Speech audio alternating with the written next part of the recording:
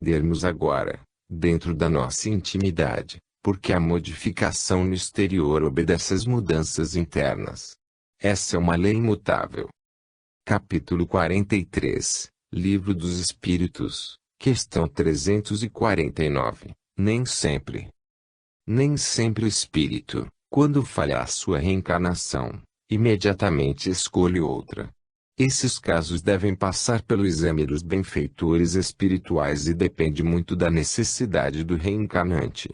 Às vezes se trata de uma entidade que deveria passar por aquela prova, como sendo a última em estado de prova. As outras que surgirem, poderão ser de missão para o espírito, já consciente das obrigações espirituais, capaz de estender o Evangelho de Jesus por intermédio dos exemplos do dia a dia. Nos fins dos tempos que se aproximam, estão nascendo multidões de almas elevadas, para a difusão dos ensinamentos de Jesus pelas vidas que deverão levar. São os novos discípulos, dentro de uma dinâmica de luz, que não somente falam do Mestre, mas mostram o Senhor pela compreensão, pelo amor e pela caridade. Em se falando sobre a pergunta em referência, podemos crer que muitos espíritos ficam esperando novas oportunidades que lhes serão concedidas, no sentido de voltarem à Terra, cumprindo assim a tarefa onde podem, por ela, se recuperarem de certos desequilíbrios do passado, próximo ou distante. No caso de pertencer, pelo trabalho, a alguma colônia espiritual, os serviços de reencarnação da mesma analisam as possibilidades da alma, e passam a escolher o novo corpo de acordo com as exigências do próprio karma. O espírito, mesmo na inconsciência, busca sua própria paz espiritual. Ninguém resiste ao amor. Aos companheiros que nos honram com esta leitura, nós os concitamos a amar o mais intensamente o que puderem, porque o amor é verdadeiramente o alimento de todos nós. Em todas as faixas de vida a que pertencemos, por amor de Deus. De qualquer maneira, sabemos que as vidas múltiplas são uma bênção de Deus a favor das criaturas. São escolas de luz, que nos ensinam a viver melhor. Devemos notar em muitas mensagens, inclusive no próprio Evangelho segundo o Espiritismo, que devemos cuidar bem dos nossos corpos, pois são eles instrumentos para o nosso trabalho. Eles precisam de cuidados que somente o dono pode dispensar. As coisas naturais têm o poder de sustentar uma boa saúde, para que se possa trabalhar com bom empenho na vida. Que cada um estude as necessidades do seu mundo fisiológico e faça a tudo com ponderação, que a vida feliz é aquela em que a parcimônia reflete a paz interior. Deve-se comer para viver, e não viver como o gastrônomo, qual alguns animais.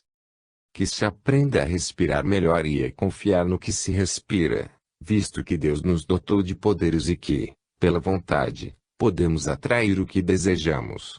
Que se fale da saúde, mas que se faça por onde a saúde se instale. Que não se aumente a miséria, conversando sempre sobre ela.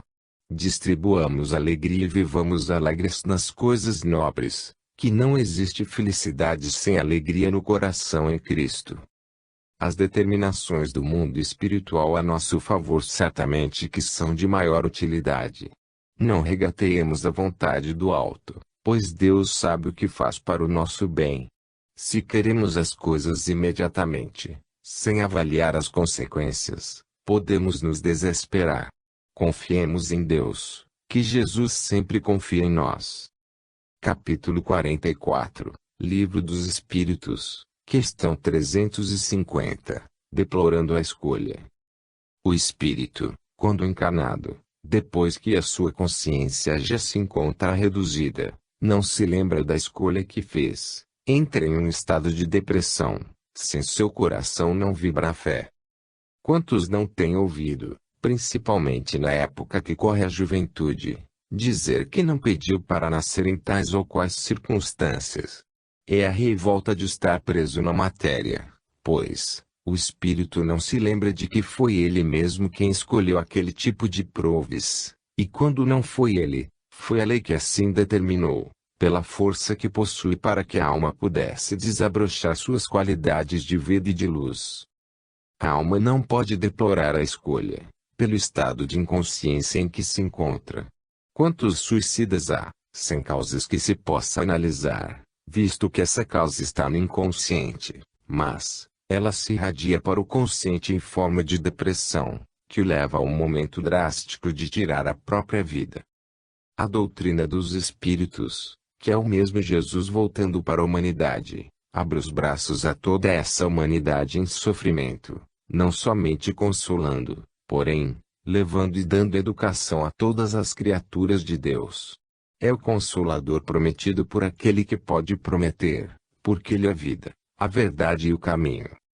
Sabemos, e muitos homens são conscientes disso, que a vida na carne é como uma prisão, carcerice que limpa as mazelas da alma e mostra essas claridades maiores no desabrochar dos seus próprios talentos. Se passamos por duras provas, não desdenhemos a vida que levamos, seguremo-nos na fé e movimentemos as mãos no bem comum, para que esse bem possa nos levar à tranquilidade de consciência. Procuremos o amor em todas as suas modalidades de expressão, que esse amor virá de Deus pelos canais do Cristo, para nos salvar das depressões e da ignorância. Firmemo-nos na lei das vidas sucessivas, que por elas podemos conhecer a bondade de Deus. Firmemo-nos na comunicação dos espíritos com os homens, que por esse intermédio notaremos que ninguém morre, e que a vida continua em todas as direções. Firmemo-nos no amor e na caridade, que desse modo encontraremos a paz no coração e todas as diretrizes que nos levam à harmonia interna. Ajudemos no que pudermos aqueles que ainda dormem na inconsciência, e não usemos o nome do Senhor em vão, sem saber diretamente dos seus desígnios. Lembremo-nos de que Jesus é o nosso pastor, e que nunca deixa suas ovelhas trismalhadas, sem o amparo daquele que é a verdadeira vida. Não queiramos que a nossa vida seja outra, ela é o que deve ser, de que precisamos. A nossa felicidade se encontra nas linhas do nosso desempenho nesta vida. Procuremos a tranquilidade nas mínimas coisas. Não pensemos no mal nem falemos nele, porque tudo o que pensamos e falamos entra em nosso caminho, vindo ao nosso encontro. A vida nos responde com o que sintonizamos para encontrar. Essa é a lei do pedir e obtereis, do buscar e achareis. Com nada nos revoltemos, pois Deus está em tudo e nos mostra, pela nossa compreensão, a luz que pode desabrochar por dentro de cada criatura. Subindo o seu calvário, mesmo que seja pregado na cruz dos problemas inúmeros, o espírito é imortal, a glória surgirá no mundo da sua consciência, e o Cristo recompensará. Capítulo 45, Livro dos Espíritos, questão 351, no intervalo. No intervalo entre a concepção e o nascimento da criança, o espírito entra em um estado de sono, como se verdadeiramente estivesse dormindo. É o espírito recebendo influência da matéria e doando a ela força para a renovação da vitalidade de que a matéria é portadora. Em nada na vida podemos generalizar. Os roteiros do espírito são traçados de acordo com a sua evolução espiritual. O espírito de alta capacidade espiritual não perde a consciência no intervalo entre a concepção e o nascimento, nem perde tempo. Ele trabalha quase como se estivesse livre da matéria. Sabemos que Maria de Nazaré e Francisco de Assis, dois astros de luz, no intervalo entre a concepção e o renascimento, continuaram trabalhando em favor da humanidade e não foram atingidos pelo sono, devido a seus níveis de evolução. Isso é uma amostra para as futuras reencarnações. O espírito mediano, porém, passa por um período de perturbação e dorme o sono da esperança, enquanto o espírito abaixo do mediano fica totalmente inconsciente do seu estado, e somente vai ganhando a consciência quando desencarna. Mesmo assim, em muitos casos, essa recuperação é lenta, pois a natureza nada violenta. É nesse sentido que estamos trabalhando com Jesus Cristo, para que os espíritos avancem na escala a qual pertencem e passem a acordar em todas as direções da vida, sem perderem a consciência do seu estado. Eis porque a ignorância deve desaparecer, para que o trabalho aumente em favor dos que sofrem nas sombras. As obras básicas da doutrina espírita devem ser sempre lidas e estudadas, para que se tenha uma noção da vida que se deve levar, santificando sempre os pensamentos, palavras e obras, com base no amor. O espírito, no intervalo da concepção ao nascimento, ainda não está reencarnado, apenas ligado por laços ainda frágeis. O toque de maior segurança é dado no momento do nascimento, prosseguindo até os 21 anos de idade. Em raros casos, antes desta idade, o espírito já se encontra adulto, com todas as suas possibilidades de independência, respondendo por ele mesmo ante a sua consciência e a Deus, pelas promessas feitas no mundo espiritual.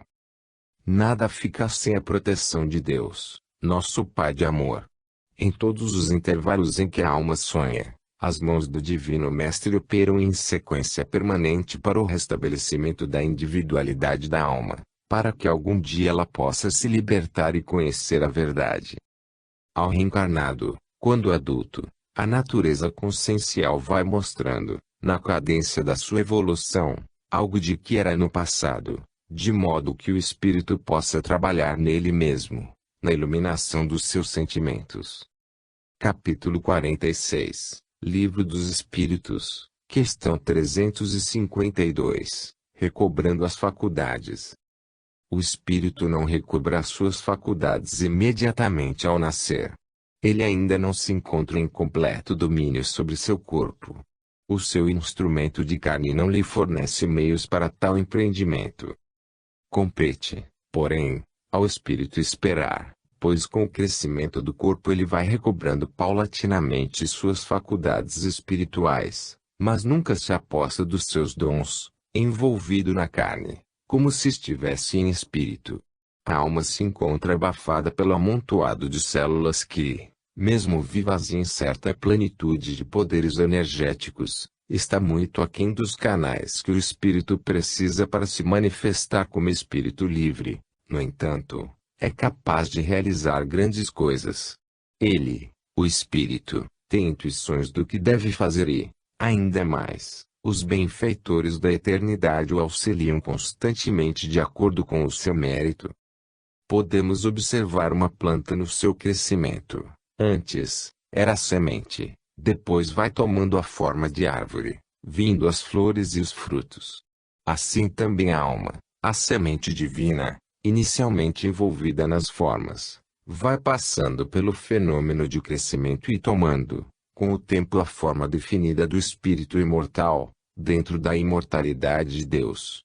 O espírito vai domando o corpo qual o peão que doma um potro e faz dele um companheiro de trabalho. Depois de domesticada a casa física, ela passa a ser mais dócil ao seu comando, e o espírito começa a crescer, despertando as suas qualidades nobres, que são os talentos falados pelo Evangelho de nosso Senhor Jesus Cristo. Todos sabemos que a natureza não dá saltos no empenho de crescer. É nesse trabalho que se encontra a ponderação, a ciência, de modo a compreendermos que a alma, gradativamente com o corpo, vai despertando as lembranças, mesmo em forma embaçada, daquilo que ela é e as promessas feitas no mundo espiritual. Aquilo que assinamos ao descer para a terra vem ao nosso encontro pelos canais da intuição, de modo que a cada dia somos conscientes dos nossos caminhos a percorrer. A encarnação é uma vestimenta grosseira de matéria. Embora divina na sua expressão, ela é rude ante o espírito que ainda desconhecemos na sua plenitude. Porém, ele desenvolve suas qualidades mediante os obstáculos que vai encontrando, para tomar-se um sol, em manifestação do sol maior. Já falamos muitas vezes e tornamos a dizer, para nos libertar, devemos começar pelo esforço de cada dia, que mãos invisíveis não faltarão na operação subida. Todos temos, encarnados e desencarnados, um calvário a subir e uma cruz para ser carregada, e isso deve ser motivo de glória para todas as criaturas de Deus. O espírito encarnado está em uma existência nova, com novas tarefas a desempenhar para o seu próprio bem e da humanidade. A doutrina dos espíritos, sendo o cristianismo original, nos possibilita a paz interna, mas mostrando-nos as vias internas para alcançarmos essa tranquilidade imperturbável. O espírito somente desabrocha as suas faculdades na sua plenitude quando se tornar espírito superior e, para tanto, existe uma jornada a avançar, de modo que o Cristo desperte em nós motivo de luz para os corações em festa. Capítulo 47, Livro dos Espíritos, questão 353, a alma e o feto. Não se pode dizer que o feto tem uma alma, propriamente dizendo. No entanto, está destinado a possuí-la ou essa este.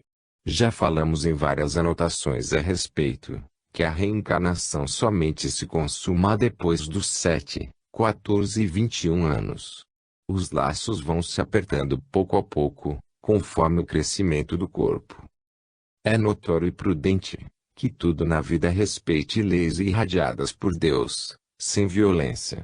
O encontro do espermatozoide com o óvulo é a transformação de duas vidas em uma, para que se cumpra uma destinação em favor de um espírito, na busca de experiências necessárias ao seu comportamento espiritual.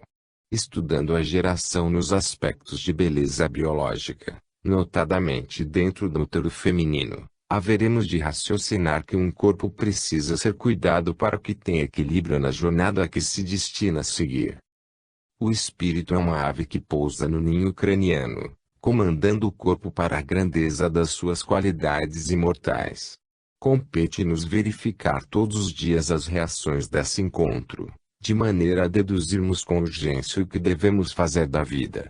A alma em marcha evolutiva vai necessitando de corpos que se sucedem, ciência que a ignorância humana empana, com medo de propagar. Receio se provindo da falta de conhecimento das necessidades do espírito para seu melhor desempenho no mundo. Se deseja algo, por exemplo, com excessivo querer, cria um corpo singular, a oferecer campo às suas vibrações de modo que esse corpo acumula seus próprios sentimentos. Se é um pensador, cria com isso um corpo mental onde acumula inúmeros pensamentos, que vibram de acordo com as ideias que carrega.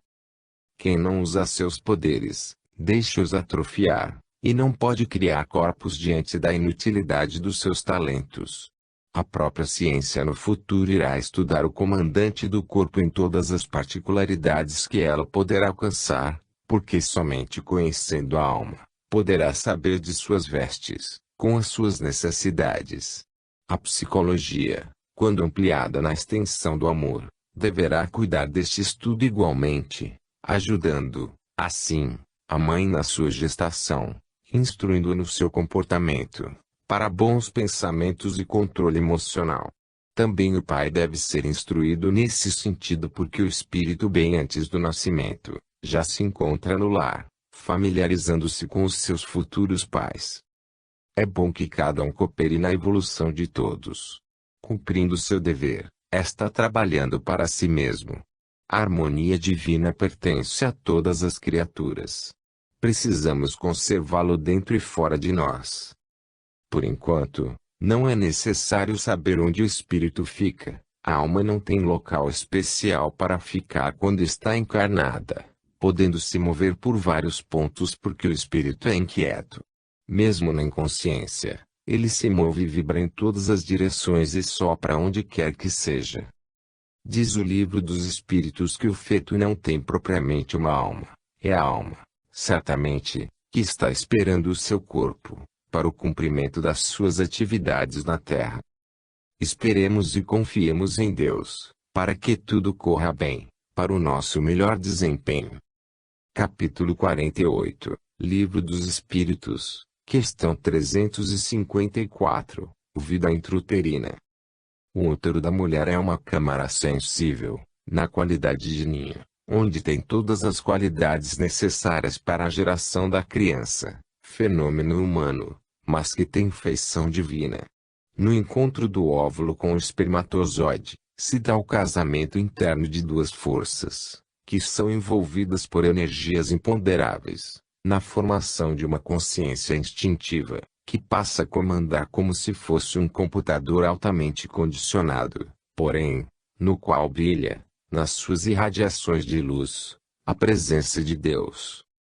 O feto cresce pelo comando das forcas internas, como sendo uma árvore, mas que com o passar dos tempos ele alcança variadas feições, como estágios nas lembranças dos seus ancestrais, por onde o espírito percorreu na sua marcha evolutiva, até sentir a razão nos esplendores da raça humana.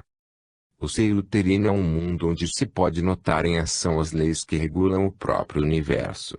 São ondas, raios e impulsos se intercruzando para garantir uma vida.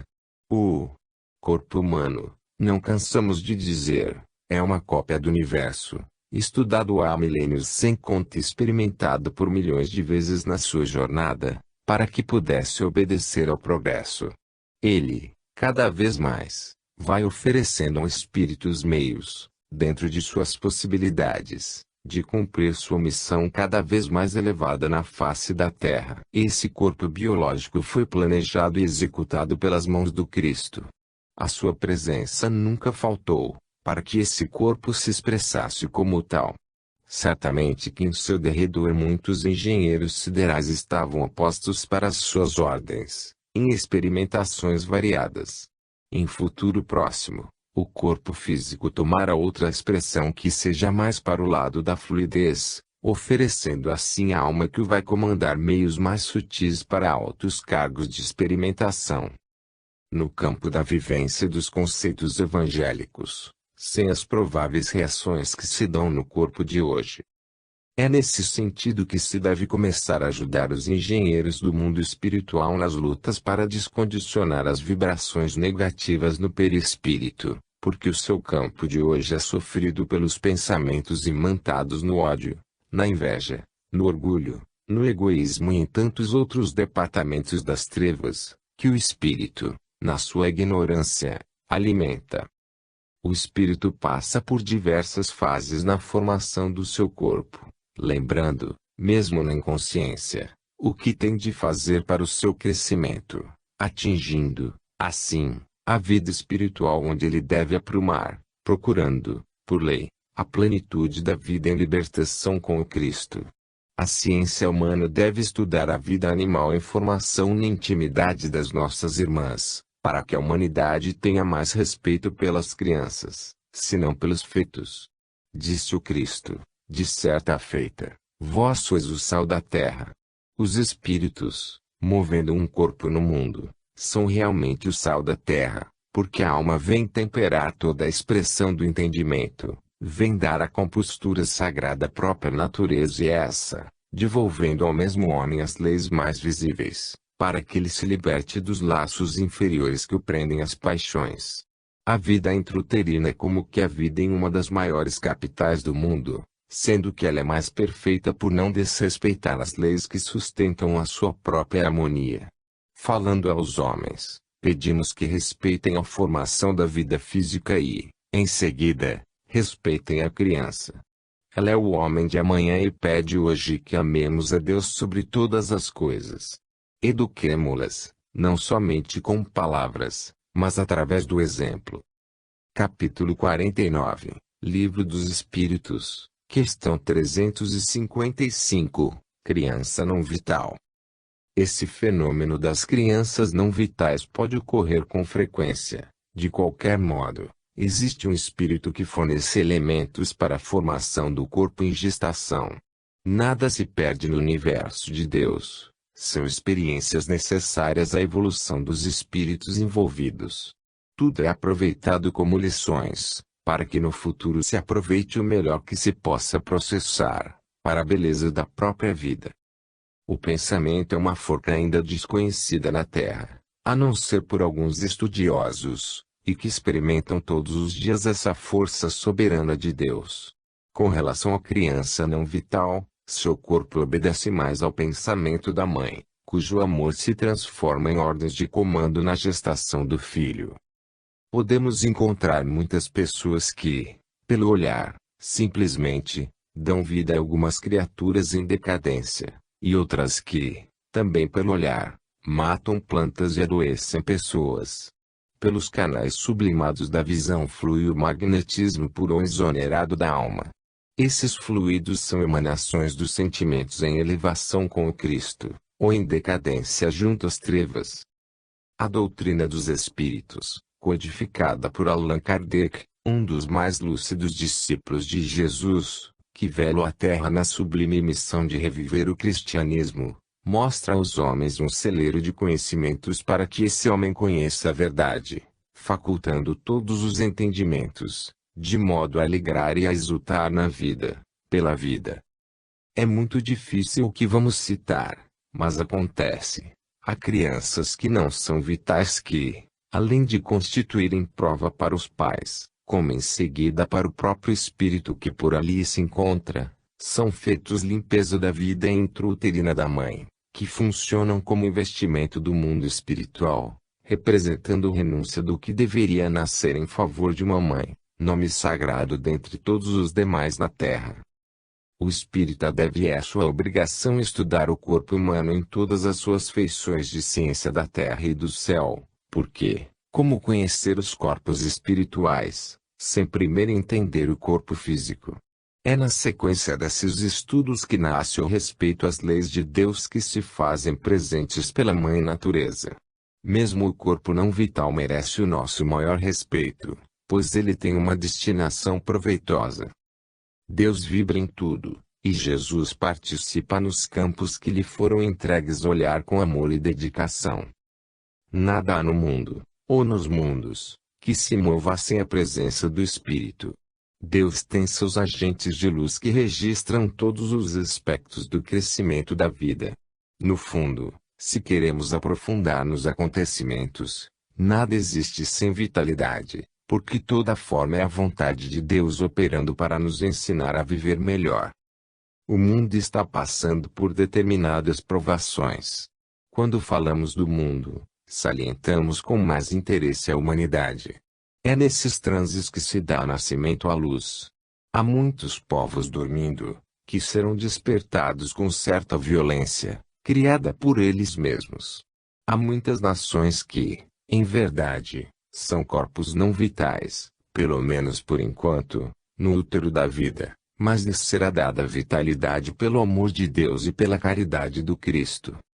Capítulo 50, Livro dos Espíritos, questão 356, entre os natimortos. Entre os natimortos alguns efetivamente não têm a destinação de viver, por não haver, desde o princípio da sua gestação no seio da mãe, determinado espírito para a devida reencarnação.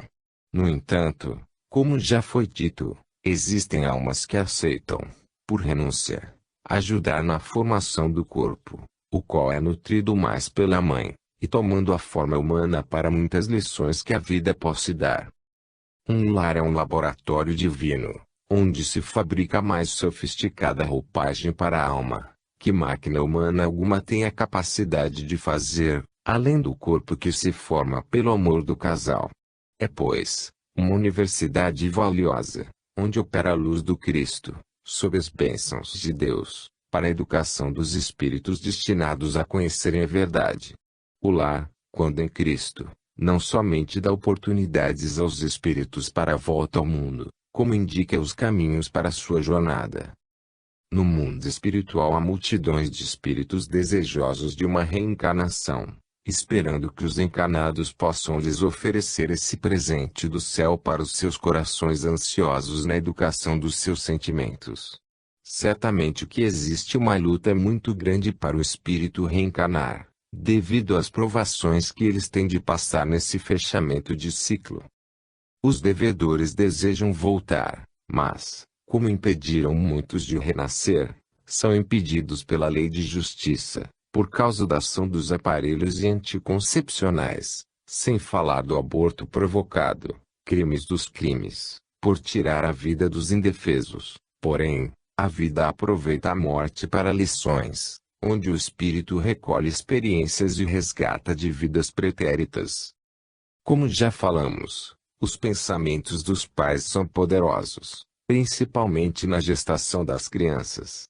Há mulheres que apresentam uma gravidez psicológica, com todas as manifestações de gestação. São as ideias que tomam todas as formas, mas a qual faltou o intercâmbio dos elementos vitais do homem e da mulher para tal empenho. Dentre os natimortos também há, ainda que raramente, experiências dos engenheiros siderais em novos corpos, com determinadas modificações no corpo genético do casal. Esse é o aprimoramento do ser humano. Tudo na vida vem da teoria para depois surgir a prática, tendo enfim, a conclusão como realidade. Há aprovações de toda a natureza. Há crianças que vivem minutos, mesmo tendo um espírito destinado a tomar, como tomou o seu corpo. É o saldo. Ela deveria viver apenas aqueles minutos para enriquecimento das suas experiências. A Terra vai passar de mundo de provações, como nos diz o Evangelho segundo o Espiritismo, para mundo de regeneração, quando os que se destinam a regenerar herdarão esse paraíso, formando, assim, novos corpos que possam suportar todas as reformas morais e espirituais. As coisas de Deus não têm somente uma destinação. É como uma universidade, onde se formam homens para diversas atividades intelectuais. O Espiritismo, na sua grandiosidade, em se juntando com o progresso, oferece ao homem diversos meios de se educar na vida física e para a vida espiritual, saindo da vida que poderemos comparar, chamando-a natimorta, para a glória da vida imortal, acompanhando Jesus e sentindo Cristo pulsar em seu coração. Capítulo 51, Livro dos Espíritos, questão 357, o aborto. Na última mensagem deste singelo livro vamos tratar de um crime contra a vida, que se expande na atualidade, o aborto. Verdadeiramente, o aborto não é uma existência nula porque, como já dissemos, tudo carrega consigo uma lição valiosa. A natureza é Deus, e Deus não perde tempo, que foi Ele mesmo quem fez. Se o aborto foi provocado, as mãos que deram início a esse crime sofrerão as consequências do ato criminoso. Por outro lado, esse fato busca educar o que se destinou a nascer e a sofrer a provação de não nascer. É o escândalo anunciado pelo Evangelho quando Jesus disse que era necessário, mas aí daquele que for motivo das violências sobre a vida. Existe espírito que por muitas vezes é impedido de nascer, ora é a natureza cobrando, ora mãos assassinas que o impedem de ver a luz do mundo pelos olhos da matéria, ou, então enfermidades que acometem o pequeno fardo, fazendo lardear suas vibrações, desatando os laços da alma que se prendiam ao corpo. Deveria estar escrita em todos os livros do mundo esta frase: respeite a vida. O homem não tem o direito de fazer justiça. A natureza sabe como se comportar com os criminosos. Não queiramos formar um tribunal em nossa mente, pois somente a consciência de cada criatura é capaz de comandá-la nos devidos rumos, para que a luz nasça nos caminhos percorridos. No entanto, muitos homens respeitam essa vida e, por vezes, defendem as vidas daqueles destinados a morrer pela ignorância humana, mas deixam de respeitar as outras vidas que se esticam quase sem leis e que perdem a compreensão dos homens pelos seus gestos de defesa instintiva, espalhados na natureza. Entretanto, eles se fazem surdos e cegos para matar, destruindo sem saber o próprio ambiente onde vivem. Em tudo que violentamos está operando um tipo de aborto, e isso é crime dos crimes. Tudo tem uma razão de ser. Deus nada faz sem motivo. Não devemos provocar nada, nem violentar nada. Escutemos a voz do Cristo no reino da consciência, que saberemos o que fazer com utilidade. Jesus Cristo é o portador da vida. Ele é o canal de Deus para que a luz se faça no mundo e para os homens. A violência não é somente física, ela é gerada nos pensamentos e eles podem violentar as atitudes dos companheiros, desfazendo ideais e dando intuição negativa às criaturas fracas nos caminhos que se percorrem. O Evangelho surgiu no mundo em nosso socorro, para nos ensinar como pensar e transmitir ideias na brandura do amor, de modo que surja em nossos corações a caridade. Não devemos abortar as ideias nobres dos nossos irmãos em caminho, alimentemo-las todos os dias, pois são sementes plantadas por alguns missionários da verdade.